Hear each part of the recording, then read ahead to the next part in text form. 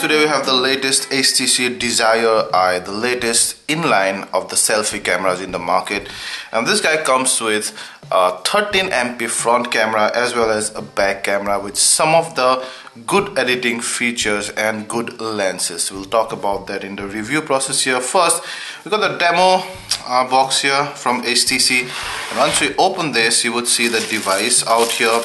It's a very good looking device, much like the higher end Desire class, like the Desire 820 and such. So you have this dual color tone, the light bluish, and then you have this dark navy blue kind of a tone. We'll come back to the device just in a bit. You have the 1 ampere wall charger, and then your earphones right here, and which does not have a volume control, by the way. It only has the call control and the mic, and then your micro USB 2.0 cable. So there we have the phone, the HTC Desire Eye, and the USB you'll see right in front out here. The lens and the camera is almost identical to the back camera out here. So 13MP and 13MP camera, but they have some very good lens. Plus you also have the dual LED flash on the front and at the back as well. So it's a whole plastic body, it's a unibody. You cannot open the back flap. It's pretty light. I would say it's about 140 gram, 8.5 thickness, so definitely not the thinnest device in the market. You have a 5.2 inch full HD IPS glass. You have the boom frontal speakers, but they are hidden very nicely, you see, along the line out here. So they're not very prominent like some of the other HTC One devices and such placed here. They are placed one out here and one out here. Very nice designed element out here. On top of the screen, of course, you have the mic, the 13MP front camera, autofocus. It has f by 2.2 lens, that's the max aperture, and it's a 22mm lens, so pretty wide. Dual LED flash and notification LED lights and sensors. You would have the shortcut keys right out there. I can show you around here. Once you unlock the phone, you'll see there, see, those are the shortcut keys. Here you have your SIM card slot and your micro SD card slot. It takes nano SIM, 1 nano SIM, your mouthpiece and the micro USB 2.0 port, a dedicated camera button around here, yeah, and then your power button and the volume rocker, 3.5mm jack, and behind again you have the 13MP autofocus camera. This one has a not so wide 28mm glass, plus it has a max aperture of f by 2.0. That's incredible for low light photography from a smartphone camera point of view. You have a secondary noise cancelling mic and the dual LED flash as well, and the HTC logo. That's about it. I love the feel of the device. Although it's plastic, you have this very subtle rubber finish on the back that does not attract much fingerprints. You can see there's no fingerprint here at all. Even this part, it overall feels very nice. Even the side has that rubber feeling. Very nice. Does not slip off your hand that easily. The front is glossy, though it attracts a fair amount of fingerprints, but not so much as you would have suspected from a glossy screen. So I really love this device. Maybe not so much, not as much as the 820. I like the 820's prominent color contrast, like blue on top of white or red on top of white, but this still gives me a very funky design and feel. And plus the front camera out here. Desire Eye has a good enough 5.2 inch screen, IPS screen, and you have full HD. The viewing angles are pretty decent actually, much above average. You can look at them and recognize what's written or drawn from about, I guess, 150 degree or so, which is pretty good. And we're gonna go ahead and look at a picture, an incredible picture that I could click from this device. You can see it's a very low light device, still it did not shake. Amazing. So we'll come back to the camera later, but again, even the night scenes, you have a good enough viewing angle out here, and the color reproductions are just about fine. Even when you zoom in onto the picture, it pixelates just a bit, much better than some of the other cameras. And saturation and hue reproduction are good. Color reproduction is good, although it's slightly punchy at some of the color palettes like red and blue. You'd see they are punchy around here, so you'll have to take that into account whenever you're looking at those pictures or transferring to a PCL, looking at those pictures. But otherwise, an absolutely top-notch display. So you get Sans on top of Android KitKat, and things are pretty usual. Overall, you get the unlock screen, and then you have your blink feed out there, brilliant, and then your notification bar, your quick function toggle bar. You can also quickly add your home pages here. Yeah, you can edit, you can remove your blink feed or any of the home pages. You can long press on the home page to add various stuffs there, and then you have your vertically scrolling main app drawer. See, you have some media around there, and then all the Google Android apps. You also have a lot of third-party popular app, like you can see Polaris Office, and then you also have your Skype and Twitter, Instagram, and this is the only one that I have installed. It's an online backup app. Then you have WhatsApp, one of the most famous chatting application. You have Facebook and stuff. You also have HTC's in-house apps like HTC Guide and Dot View, HTC Backup. It's a pretty good tool. You should set it up. It continuously backs up your settings and other stuff. You also have dev tools, mainly because it's a review device, development device. You might not get that app on your retail unit. Your car, that's a drive mode and kid mode and whatnot. And you also have the usual tools like dialer, messaging and browsers and stuff. So we're gonna quickly go ahead and see dialer. See, pretty big dialer. The call quality is excellent, as you might have come to expect from the new smartphones in the market. The antenna response is also quite good, even at those places where you generally do not get a call reception. This guy could hold on pretty well. That also, mind you, this depends on your network connection quality as well. For example, the ISP quality as well. And then you have messaging. So you can straight away go there. There you see a typical HTC message app out there.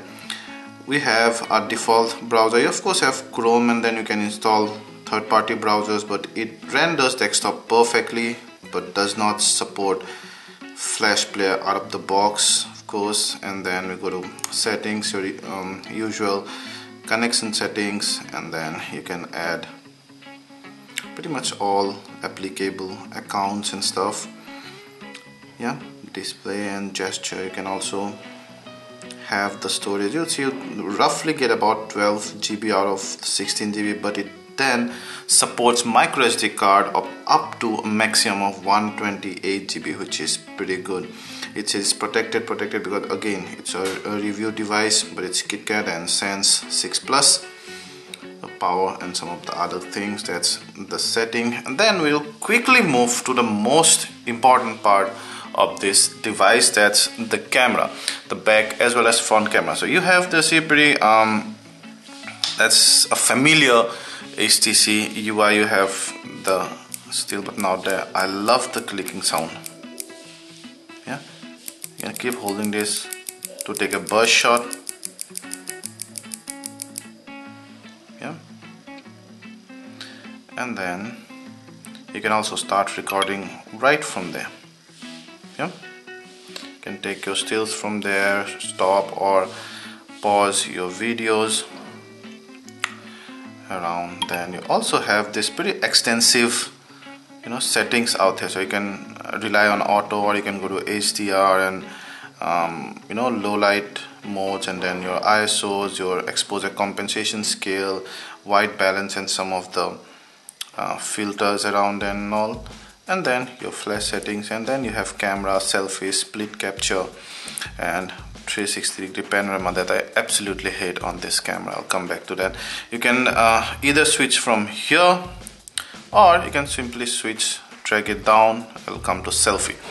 This is important. You see, when I do this, you see how bright my face looks. Its exposure metering on the selfie as well as on the back camera is incredible, but particularly for the selfie, it makes your face appear brighter than usual. It also kind of automatically smoothen the face. You do not get the texture, but that's not what you're looking for, from a smartphone anyway, because you're not looking for much post-processing when you click snaps from your smartphone, and these are JPEG files anyway, so you do not have scope of smoothing your faces much. So you should rely on the camera's automatic intelligence as much as possible, and even then, you want to share them as fast as possible. So this one's optimum, it's very good even under very low light, like for example you're in a party. Even then, somehow, including the flash, this guy managed to brought out pretty good picture. And you can also brighten up and smoothen up the face further just by that scale. You can switch on the flash, and you can switch on this one if you're recording a video, and then you also have almost similar settings that you have for the back camera. So a selfie camera is almost as powerful and at times more powerful in terms of the wideness, basically let's say the 22mm lens, than the back camera. I think I haven't seen a front camera like this in a while. This could just be the best selfie camera phone you've ever come across, and I can go as far as saying that. So the photo and video quality in general are very good. The details are there, although not as much as you can expect from a smartphone camera. On the low light, well, the details drop down drastically, but that can be expected. The saturation and hue were not exactly natural. It kind of tends to oversaturate the red part, and that has been thing of HTC cameras for quite some time now. It used to be on Samsung cameras as well, but nowadays I think they tuned it down to more natural colors. Here you see that oversaturation of red and particularly bluish tints, which, well, in case it looks good, the color kind of pops out, but for you who like natural colors more, this could just be a downside. And the videos are very sharp, no fuzziness at all, no discoloration even at the edge. Details are similar to the stills. They are good enough under enough light, but the details drop down drastically under low light. The biggest strength is the selfie camera, and you have a dedicated button out here to take the selfie camera, or just generally to launch the camera. But what I don't like about this button is it does not give you a good feedback. It also not coming out enough, so at times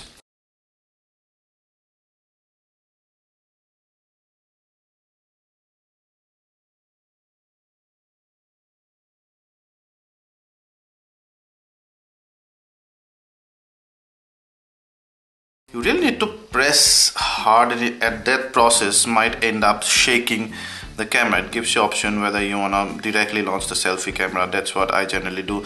The moment you press that, it'll launch the selfie camera, and you can of course tick that. It'll wait for 3 seconds and then take a selfie, and then it will straight away give you some editing options and other stuff. You can also have editing options live, as I showed you. I do not like this button, so I almost never use it. It could have been just slightly more elevated and giving good feedback so that you exactly know when you're pressing this camera. I try too hard at times, and it kind of ends up shaking the camera. So that's about the camera quality. What else we have? We have our gallery. Not much surprises here. You have your usual highlight over there that you can export. You can edit the highlight to have different snaps, and music. You can go to any of the pictures and then you can edit and share and stuff. You see a lot of options.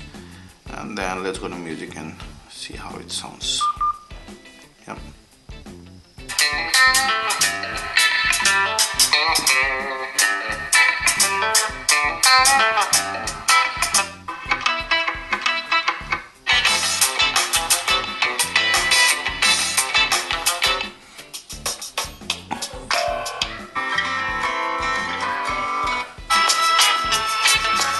The speaker output has always been a strength of the newer HTC devices, mainly because of the boom speakers that are situated on the front out here. Here also you have two speakers, one there, very skillfully hidden from obvious positions, and it has the right amount of bass and treble, although it's not just loud enough maybe for crowded places, but I like the music output, and via your earphones the sound becomes even better. Yeah, so those are some of the quick tools that I can show you. You have lots of other tools, like you see the voice recorders and other stuff, but overall the user interface is very smooth. At no point of time during this 3 weeks of usage I have faced any lag whatsoever, thanks to the almost latest 801 chipset, 2GB RAM and such. So very good user interface, and it's playing fine. The Snapdragon 801 chipset, 2.3 GHz quad-core processor, 2GB RAM should be good enough for a basic game like Fruit Ninja. It's a pretty basic game, although it lags in some decent devices at times. We'll try Asphalt 8 next, so let's get started. Quite smooth so far.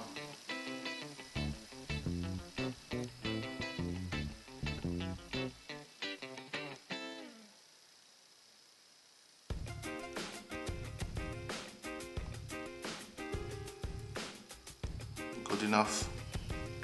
Response is almost real time. How are the curves? The curves are good as well, although not as smooth as some of the other flagship devices. I guess it's smooth enough, you won't even notice it.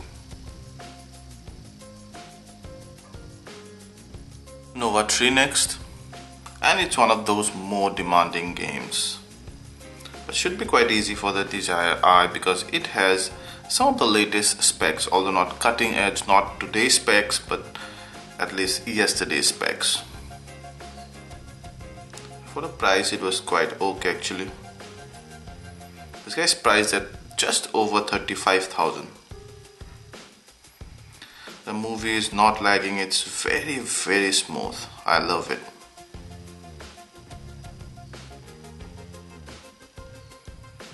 Yeah, so we're gonna do some shooting now.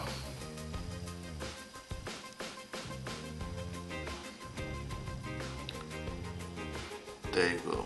Let's roll and see how whether it lags or not, how it performs. Fine, butter smooth, absolutely no problem whatsoever. Yeah, very smooth. Absolutely no problem in shooting, in movement.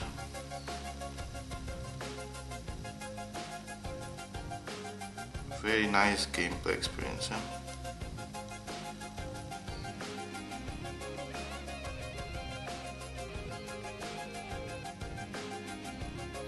Yeah, so Nova 3 absolutely smooth, and it's not hitting here at all. So HTML5 scores decent, 425 out of 555. Then we did some Antutu score. It could not recognize the device, maybe it's too new for it. So 42,608, pretty decent I would tell you. Just below Galaxy Note 4 and OnePlus One, but above Mi 4 and S5 and such.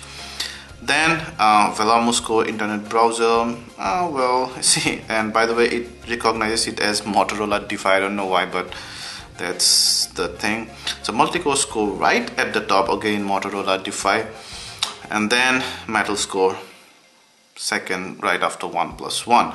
3D Mark scores, it maxes out in Ice Storm Extreme, good, and in the leagues of iPad Air and Air 2 and iPhone 6. So all this maxes out, so I cannot really compare it, but good enough.